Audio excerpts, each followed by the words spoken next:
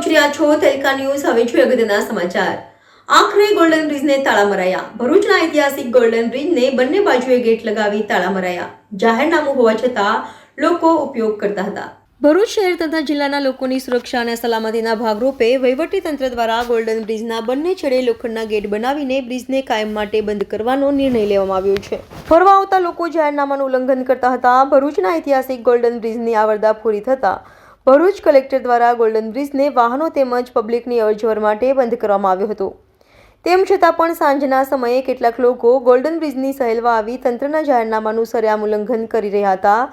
Golden બ્રિજમાં ફરવા તેમજ મોબાઈલમાં સેલ્ફી ક્લિક કરવા આવતા લોકોને જોતા પોલીસ દ્વારા વારંવાર રોકવામાં આવતા હતા. તેમ છતાં પણ પોલીસની નજર ચૂકવીને ગોલ્ડન બ્રિજમાં કેટલાક લોકો બિનઅધિકૃત રીતે પ્રવેશ કરતા હતા. બંને છેડે ગેટ બનાવી તેને તાળા મારવામાં આવ્યા. ત્યારે હવે આગામી સમયમાં કોઈ મોટી દુર્ઘટના ન સર્જાય તેમજ લોકોની સુરક્ષા અને સલામતીના ભાગરૂપે આખરે ગોલ્ડન બ્રિજને તાળા મારવામાં આવ્યા છે. વહીવટીતંત્ર દ્વારા ગોલ્ડન બ્રિજના બંને છેડે લોખંડના ગેટ બનાવડાવી બ્રિજને કાયમ માટે બંધ કરવાનો નિર્ણય લેવામાં આવ્યો છે.